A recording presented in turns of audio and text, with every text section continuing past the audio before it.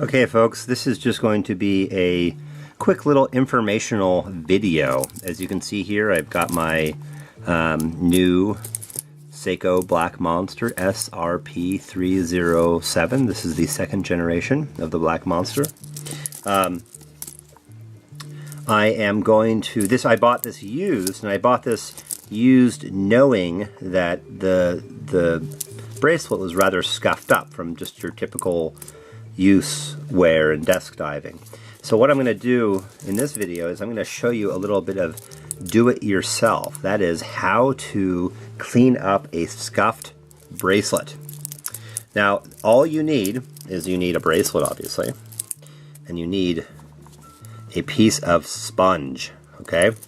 You could probably just use a green pad. Well, I guess they're called Scotch pads, but I just cut this off the end of, I've used this a bunch of times before, I just cut this off the end of a sponge, and we're going to use this. Now, a couple things before starting, a couple things of warning. One, and the most important one, do not do this on a polished bracelet. Only do this on a brushed bracelet, okay? If you see, a brushed bracelet has brush marks all going in one direction, right? Polish, you can see this part is polished right there. There's no brush marks, it's just shine, it's like a mirror. Whereas the brush has a brush look. I have, most of my watches have brushed metal. I prefer brushed metal, it gets a nice tone. Actually, my wedding ring is brushed metal as well. Sorry ladies, there's a wedding ring. Anyways, so let's just take a look and see what we got here. You can see, you know, as this is the type of stuff that you just get on just by owning a watch. Especially, I'm not sure, I think all metal will do this. There might be some that's coated in a certain way that it won't do it as much, but you can see it's pretty scuffed up there, right? You got that? Yeah? And now let's look at the bracelet itself. And this wasn't, you know, I didn't like order this and opened it up and I was like, oh my god, what the hell? I knew this was coming this way. This watch goes for about $200 now on Amazon. I've seen it as low as about I think it went down to like $179 or something at one point, but last time I checked it was like $206. And I bought this on eBay for $129, so it's about $70 less. And the main difference is this, is the scuffing on the bracelet. Now, I actually am not what you'd call a safe queen. I don't mind this kind of wear and tear. It actually gives it character, especially when it's you've done it yourself. This side actually isn't as scuffed. It's interesting how that will happen.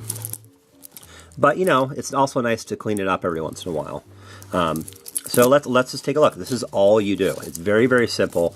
It takes a little bit, but I'll show you on here. So let's just get one more good look at the scuffed upness. See, you can see it from that angle in particular. So all you do is you take the sponge and you scrape it back and forth the direction of the brushing. Okay, so remember, this is, you don't do this with polished. Please do not do this with polished metal unless you want to turn it into brush. I've never done that before. I don't know how well that works. This part will probably take longer because it's pretty scuffed. But you just do this for a little while, and see, even I'm starting to see a reduction in the scuffing. You can maybe get a little bit stronger angle to it. So you just do this for a while. And now I hear one of my daughters screaming at me. Okay, have fun. That was my 6-year-old saying she's going on a bike ride around the area here. So you could also do the same along here, okay? A little bit of parenting moment in this do-it-yourself moment. So you just do this for a while, and maybe what I'll do is I'll pause this in a minute, do it for a couple minutes, and then come back and you can see what I did. But this is, you know, this is the type of thing you can do while you're watching a TV show or something. You just do this for a while. The other contraindication, I guess you could say, I probably wouldn't do this on, actually I would do this, but I wouldn't necessarily recommend that everyone do this on a more expensive bracelet. I've done this on my Omegas. Usually touch-up work. Some of the Omegas, like the Seamasters, have very complex bracelets where part are brushed and part are polished. So you want to be careful there. I like doing little do-it-yourself things. Some people won't do this. Some people won't even change their own bracelet. I'm not naming any names, but you know who you are. Maybe that's something I could do in another video, is just show you basically how to adjust a bracelet. It's pretty straightforward and easy. You know, there are some minor dangers, but they're pretty minor. I mean, you can scratch things up a little bit. Anyways, I don't know how well you can see it. You might not notice until I'm kind of done. So that will take a few minutes. But why don't I'll just keep on working on this so you can just see a little bit more. And then when I get tired of talking, which if you watch my videos, you see that doesn't always happen, at least for a while, I'll turn it off, work on it some more, and film the finished project.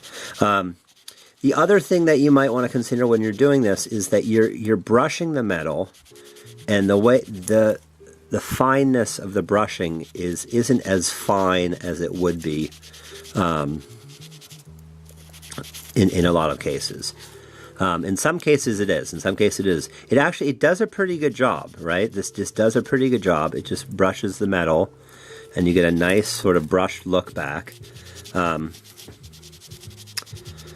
But, you know, for a real, like, I wouldn't be doing this if this was like a platinum bracelet. I wouldn't feel comfortable with that. But with a $200 Seiko, I don't think twice about it. It's really, it cleans it up nicely. You're doing a job.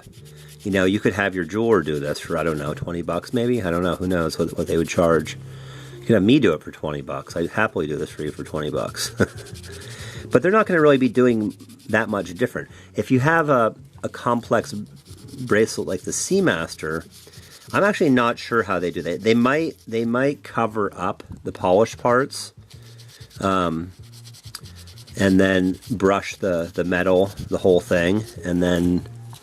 So let's take a look. Let's just take a look at what we did there. Okay, so already you can see it is a lot. I don't know if you can see that. I'm hoping this shows up. But it's a lot better. It still has some scuffs, but you could go, you know, then that basically took care of the more superficial.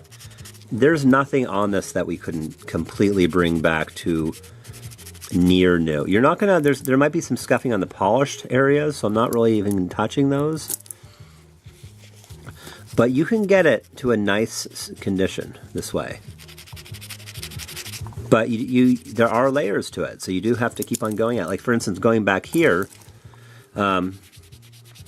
this seems to, you know, this isn't the most expensive metal. This certainly isn't like the Rolex quality metal, or even, I don't think the Omega doesn't use quite as good quality steel, I believe, as Rolex does.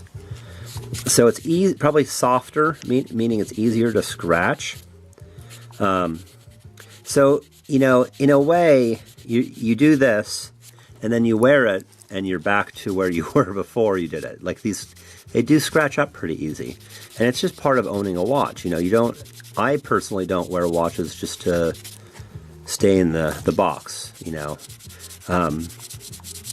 There's a term I've seen on some of the forums called safe queen, which is basically somebody who's a queen or a princess about how safe they keep their watches. They just like them immaculate. They don't want them showing any scuff marks. Actually, see right there, there's lots of I think that's actually just the sponge. I don't think that's from the watch itself. So let's see if we can get a better, see that? It's not perfect, but it's a lot better than it was. Yeah? I could keep on working on it. I probably will. I think for the sake of this video, I'm just going to do the other side of the bracelet and then leave it at that. I'm also going to do another video, which I'll put up before this one, about this watch itself. So you'll probably be seeing that before you see this. But this is a fun little watch.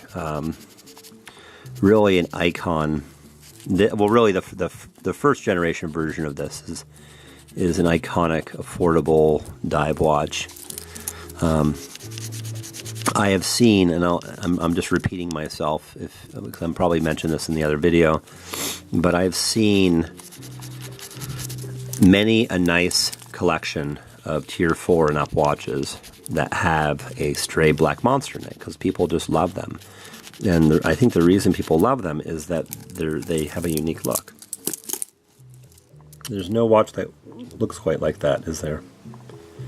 It's really distinct. All right, so where am I? So this is starting to look pretty good. It's starting to look a lot better. It's not, again, it's not perfect. What it looks like right now, from just working on it for about 10 minutes, is about what it would look like if I bought it new and wore it for a week. Really, that's you know, people don't always accept that, but now here's another example of something you want to be careful about. See the sides here, the brushing is straight down. So you can do the sides. There's a little bit of scratch marks there. You can do the sides, but what you want to do, you want to, again, make sure that you go with the grain. So if you do this at home, kids, make sure that you brush with the grain. I would also, if you're going to do this, try it out on a less expensive watch first. Don't pull out your Submariner and try this out, please. Johnny Casual said he did it. I don't want to hear that, all right? See this? The brush works like that. I actually don't, I often don't even touch the case. I bought this watch to be a beater, so the more scuffed, the better in a way. But it's nice to reset it, and then I can beat it up. This will be, you know, if I'm doing yard work, summer, probably have to chop wood later in the summer because it gets so goddamn cold here and this house is so poorly insulated. But yeah, so there you go. That is do-it-yourself watchmaking. There are still some marks on this one. They're a little deeper. I could work those out. They're not so deep. They're not gouges. Even some gouges you could eventually work out if you really wanted to.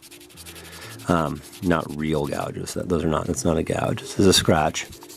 I think it goes scuff, scratch, gouge. A scuff is just something that you will be able to brush out in just a couple seconds. A scratch might take a couple minutes. And then a gouge is something that you won't be able to handle this way. I mean, you'd have to get some machinery, and then you'd have to work it down like, yeah, so there's some scratches there. The scuffs are all gone, but there are a few scratches, and I'm just going to leave those for now. Maybe I'll go back over them later, but I don't really feel like it right now. So there you go.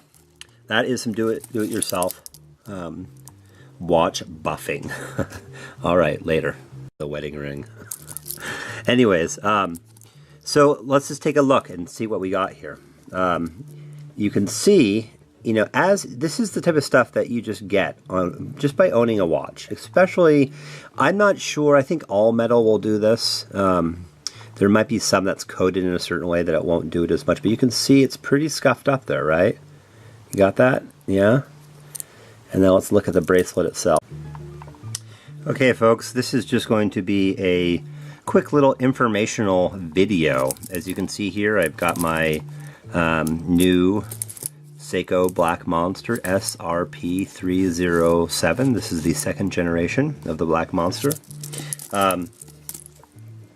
I bought this used, and I bought this used knowing that the bracelet was rather scuffed up from just your typical use, wear, and desk diving. So what I'm going to do in this video is I'm going to show you a little bit of do-it-yourself. That is how to clean up a scuffed bracelet. Now, all you need is you need a bracelet, obviously, and you need a piece of sponge, okay? You could probably just use a green pad. Well, I guess they're called Scotch pads, but I just cut this off the end of, I've used this a bunch of times before, I just cut this off the end of a sponge, and we're going to use this. Now, a couple things before starting, a couple things of warning. One, and the most important one, do not do this on a polished bracelet. Only do this on a brushed bracelet, okay? If you see, a brushed bracelet has brush marks all going in one direction, right? Polish, you can see this part is polished right there. There's no brush marks, it's just shine, it's like a mirror. Whereas the brush has a brushed look. I have, most of my watches have brushed metal. I prefer brushed metal, it gets a nice tone. Actually, my wedding ring is brushed metal as well. Sorry ladies, there's